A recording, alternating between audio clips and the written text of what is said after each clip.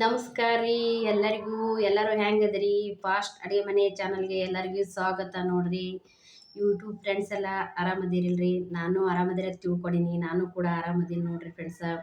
ಇವತ್ತು ನಿಮ್ಮ ಜೊತೆ ನಾನು ಏನು ಮಾತಾಡಬೇಕಿತ್ತು ಅಂದ್ಕೊಂಡಿನಂದ್ರೆ ಸ್ವಲ್ಪ ನನ್ನ ಹೆಲ್ತ್ ಬಗ್ಗೆ, ಆಮೇಲಿಂದ ನಾವು ಹೆಣ್ಮಕ್ಳು ಈ ಕೆಲಸದ ನಡುವ, ಮನೆ ಕೆಲಸದ ನಡುವ ನಮ್ಮನ್ನು ನಾವು ಏನು ಕೇರ್ಲೆಸ್ ಮಾಡ್ತೇವಿ ಅಂತ ಅನ್ನೋದು ಮಾಡ್ಕೊಂಡ ಮೇಲೆ, ನಮ್ಮನ್ನು ನಾವು ಕೇರ್ಲೆಸ್ ಮಾಡ್ಕೊಂಡ್ಮೇಲೆ ನಾವು ಏನು ಅನುಭವಿಸ್ಬೇಕಾಗ್ತದ ಅನ್ನೋದು ನನ್ನ ಜೀವನದಾಗ ಅನುಭವ ಆಗಿದ್ದು ನಿಮ್ಮ ಜೊತೆ ನಾ ಹೇಳ್ಕೊಬೇಕಂತ ಅನ್ಕೊಂಡು ನೋಡ್ರಿ ಫ್ರೆಂಡ್ಸ್ ಇವತ್ತು.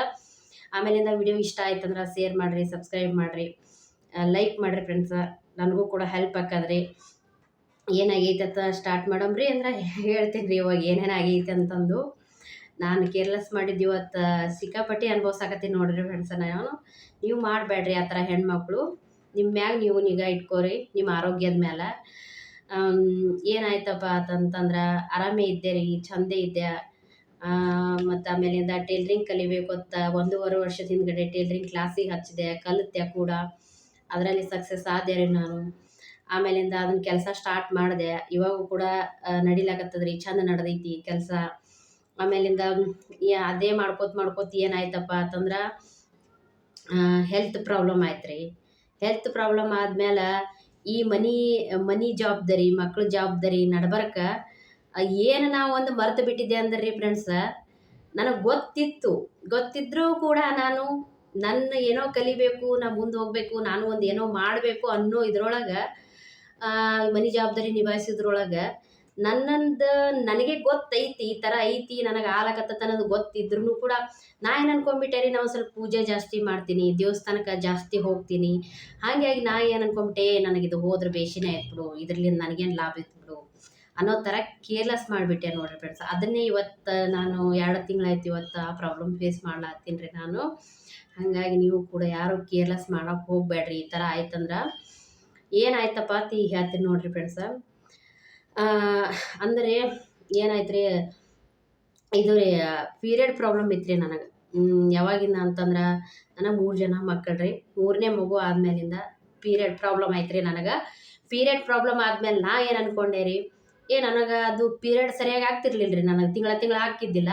ನಾ ಏನು ಅಂದ್ಕೊಂಡೆ, ಹೋಯ್ತು ಬಿಡು, ನಂಗೆ ಚಲೋ ಆಯಿತು, ದೇವಸ್ಥಾನಕ್ಕೆ ಹೋಗ್ಬೋದು, ದಿನ ಡೈಲಿ ಪೂಜೆ ಮಾಡ್ಬೋದು, ನಾ ಮನೆ ಸ್ವಚ್ಛ ಇಟ್ಕೋಬೋದು, ನಾನು ಕ್ಲೀನಾಗಿರ್ಬೋದು ಅನ್ನಂಗೆ ನನಗೆ ಆಗಿಬಿಡ್ತು ರೀ ಅದು.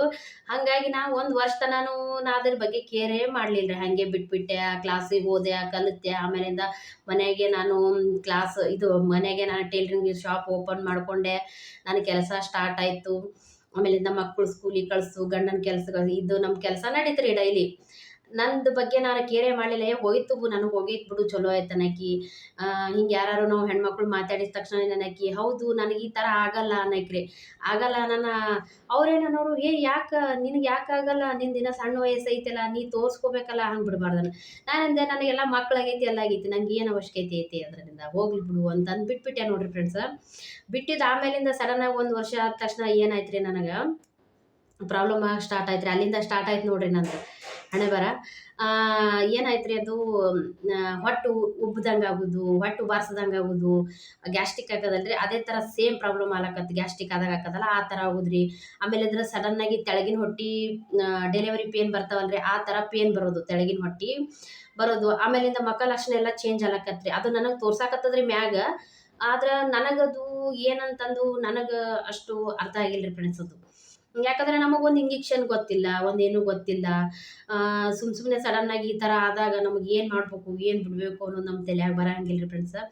ಹಾಗಾಗಿ ಆಯ್ತಲ್ರಿ, ಒಬ್ಬರು ನನ್ನ ಫ್ರೆಂಡ್ ಇದ್ದರು, ಅವ್ರಿಗೆ ಹೇಳಿದೆ, ನನಗೆ ಹಿಂಗೆ ಅಂತಾರೆ ಓಣ್ಯಾಗೆಲ್ಲ, ಯಾಕೆ ಆಗಂಗಿಲ್ಲ, ತೋರ್ಸು ಅಂತಾರೆ. ಆಮೇಲೆ ಹೊಟ್ಟೆ ಉಬ್ರು ಬರಾಕತ್ತೈತಿ, ಮುಖ ಎಲ್ಲ ಚೇಂಜ್ ಆಗೈತಿ, ಪಿಂಪಲ್ಸ್ ಆಲತ್ತವು, ಗುಳ್ಳೆ ಆಲತ್ತವು, ಕಲಿ ಆಲಕತ್ತವು, ಕಣ್ಣು ಸುತ್ತ ಕಪ್ಪು ಆಲಕತ್ತದ ಅಂತಂದು ಹೇಳಿದೆ ರೀ ನಾನು. ಯಾಕೆ ನೀನು ಬಿಟ್ಟು ಇಲ್ಲಿ ತನಕ, ಯಾಕೆ ನೀ ಬಿಟ್ಟು, ನೀ ತೋರಿಸ್ಬೇಕಾಗಿತ್ತಲ್ಲ, ಅವರು ನರ್ಸ್ ಅದಾರೆ.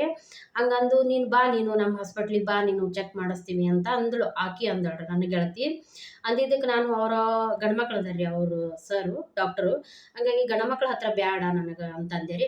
ಸರಿ, ನೀನು ಎಲ್ಲಿ ತೋರಿಸು, ಒಟ್ಟಿನಲ್ಲಿ ಅರ್ಜೆಂಟಾಗಿ ಅದನ್ನು ತೋರಿಸು, ಏನೋ ಒಂದು ಪ್ರಾಬ್ಲಮ್ ಆಗಿರ್ತೈತಿ ನಿನಗದು ಒಳಗೆ, ಅಂದ್ರೇ ನಿನಗದು ಈ ಥರ ಆಗಿರ್ತೈತಿ. ಯಾಕಂದ್ರೆ ನಿನಗಿನ್ನೂ ವಯಸ್ಸಾಗಿಲ್ಲ, ಪೀರಿಯಡ್ ಹೋಗ್ಲಕ್ಕ ನಿನಗಿನ್ನೂ ವಯಸ್ಸಾಗಿಲ್ಲ, ನಿಂದಿನ ಸಣ್ಣ ವಯಸ್ಸೈತಿ, ನಿನಗೆ ಹೆಂಗೆ ಇಷ್ಟು ಜಲ್ದಿ ಪೀರಿಯಡ್ ಹೊಕ್ಕೈತಿ, ನಿನಗೇನೋ ಪ್ರಾಬ್ಲಮ್ ಆಗೈತಿ, ನೀನು ಹೋಗವ್ವ ಅಂತಂದು ಅವ್ರು ಹೇಳಿದರು ನನ್ನ ಫ್ರೆಂಡ್. ಹೇಳಿದ ಮೇಲತ್ತ ಒಂದು ಸ್ವಲ್ಪ ದಿನ ಬಿಟ್ಟು, ಒಂದು ತಿಂಗಳು ಅದು ಬಿಟ್ಟು ನಾನು ಹೋದೆ ರೀ ಫ್ರೆಂಡ್ಸ. ನನಗಂದ್ರೆ ನಾನು ಹೋಗಕ್ಕಿಲ್ರಿ, ನಾ ಕೇರ್ಲೆಸ್ಸೇ ಮಾಡಿದ್ದೆ ಅದನ್ನು, ಹಿಂಗೆ ಹೇಳ್ತಾಳೆ ಬಿಡು ಆಕೆ ಅಂತಂದು. ಸಡನ್ನಾಗಿ ನನಗೇನಾಗತ್ರಿ, ಹೊಟ್ಟೆ ಒಂದು ದಿವ್ಸ ಫುಲ್ಲು ನೈಟು ಭಾಳ ಅಂದ್ರೆ ಭಾಳ ಪೇನ್ ಬತ್ರಿ, ನನ್ನ ಡೆಲಿವರಿ ಪೇನ್ ಬರುತ್ತಲ್ಲ ಆ ಥರ ಪೇನ್ ಬತ್ರಿ ಫ್ರೆಂಡ್ಸ. ಬಂದಗಳೇ ನಾವು ಹಾಸ್ಪಿಟ್ಲಿಗೆ ಹೋದೇವ್ರಿ, ಮುಂಜಾನೆ ಎದ್ದು ಹೋದೇವ್ರಿ ನಾವು. ನೈಟ್ ಜಾಸ್ತಿ ಇತ್ತಲ್ರಿ, 1 ಗಂಟೆ 2 ಗಂಟೆ ಸುಮಾರಾಗಿತ್ತು ಅದು. ಅವತ್ತೊಂದು ದಿವಸ ತಡ್ಕೊಂಡು ಮುಂಜಾನೆ ಎದ್ದು ಹೋಗಿ ಸಡನ್ನ ಎಲ್ಲ ಸ್ಕ್ಯಾನಿಂಗ್ ಆಯಿತು, ಎಲ್ಲ ಚೆಕಿಂಗ್ ಆಯಿತು, ಬ್ಲಡ್ ಚೆಕಿಂಗ್ ಆಯಿತು. ಬ್ಲಡ್ಡಲ್ಲಿ ಏನೂ ಬರಲಿಲ್ಲ. ಆಮೇಲಿಂದ ಏನು ಪ್ರಾಬ್ಲಮ್ ಅಂತ ಬಂದ ನಂತರ ಗರ್ಭಕೋಶಕ್ಕೆ ನಿಮಗೆ ಬಾವು ಬಂದೈತಿ ಅಂತ ಹೇಳಿದ್ರಿ ಅವ್ರು.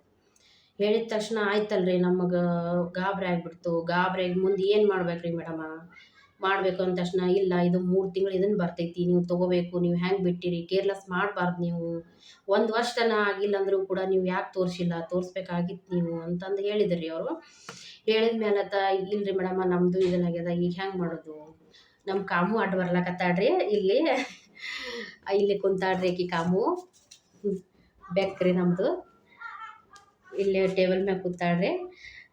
ಹಾಗಾಗಿ ಸ್ಕ್ಯಾನ್ ಎಲ್ಲ ಆಯ್ತು ರೀ. ಸ್ಕ್ಯಾನ್ ಆದಮೇಲೆ ಏನಾಯಿತು, ರಿಪೋರ್ಟ್ ಬಂತು. ಅವ್ರು 1 ವಾರ ಗುಳಿಗೆ ಕೊಟ್ಟರು. ಅದಕ್ಕೇನು ನನಗೆ ಪೀರಿಯಡ್ ಆಗಲಿಲ್ಲ. ಮತ್ತು ಆ ಹಾಸ್ಪಿಟ್ಲ್ ಬಿಟ್ಟೇವ್ರಿ, ಬೇರೆ ಹಾಸ್ಪಿಟ್ಲಿಗೆ ಹೋದೆವು. ಅಲ್ಲಿನೂ ಕೂಡ ಮತ್ತು ಸ್ಕ್ಯಾನಿಂಗ್ ಮಾಡಿದರು, ಮತ್ತು ಬ್ಲಡ್ ಚೆಕ್ ಮಾಡಿದರು, ಮತ್ತೆಲ್ಲ ಮಾಡಿದರು. ಅವರು ಅದನ್ನೇ ಹೇಳಿದರು, ಈ ಥರ ಆಗೈತಿ ಅಂತಂದು, ಬಾವು ಬಂದೈತಿ ಅಂತ ಅಂದ್ರಿ. 3 ತಿಂಗಳು ಟ್ರೀಟ್ಮೆಂಟ್ ಬರ್ತೈತಿ ಅದಕ್ಕೆ ಅಂತಂದರು. ವಾಕಿಂಗ್ ಮಾಡಿರಿ, ಬೀಟ್ರೂಟ್ ತಿನ್ನಿರಿ ಜಾಸ್ತಿ, ಕಾಯಿಪಲ್ಯ ತಿನ್ನಿರಿ, ಆಮೇಲಿಂದ ಆಲೂಗಡ್ಡೆ ತಿನ್ನಬಾರ್ದು, ನೀವು ಬದ್ನೆಕಾಯಿ, ಚೌಳಿಕಾಯಿ ಇಂಥದ್ದೆಲ್ಲ ಏನೂ ತಿನ್ನಬಾರ್ದು ಅಂತ ಹೇಳಿದ್ರಿ ಫ್ರೆಂಡ್ಸ. ನಾನು ನನ್ನ ಜೀವನದಾಗ ಕೇರ್ಲೆಸ್ ಮಾಡಿದ್ದಕ್ಕೆ 2 ತಿಂಗಳದಿಂದನೂ ಇವತ್ತಿನ ಮಿತಿಗೆ ಅನುಭವಿಸ್ತಾ ಇದ್ದೀನಿ ರೀ ಫ್ರೆಂಡ್ಸ. ನಾನು ಸುಳ್ಳು ಹೇಳಕತ್ತಿಲ್ಲ ರೀ. ನಿಮಗೆ ಸ್ಕ್ಯಾನಿಂಗ್ ರಿಪೋರ್ಟ್ ನಮ್ಮ ಕಾಮುಂದು ಇಲ್ಲೇ ಕೂತ್ಬಿಟ್ಟಾಳ್ರಿ ಆಕಿ, ಅಡ್ಡ ಬರ್ಲಾತಾಳ್ರಿ ಫ್ರೆಂಡ್ಸ. ಆಕಿ ಹೋಗೋದಿಲ್ಲ, ನಾ ಎಲ್ಲಿ ಇರ್ತೀನಿ ಅಲ್ಲೇ ಇರ್ತಾಳ್ರಿ. ಇದು ಸ್ಕ್ಯಾನಿಂಗ್ ರಿಪೋರ್ಟ್ ನೋಡಿರಿ ಫ್ರೆಂಡ್ಸ್, ಇದು ಸರಿಯಾಗಿ ಕಾಣಿಸಲ್ರಿ ನಿಮಗೆ.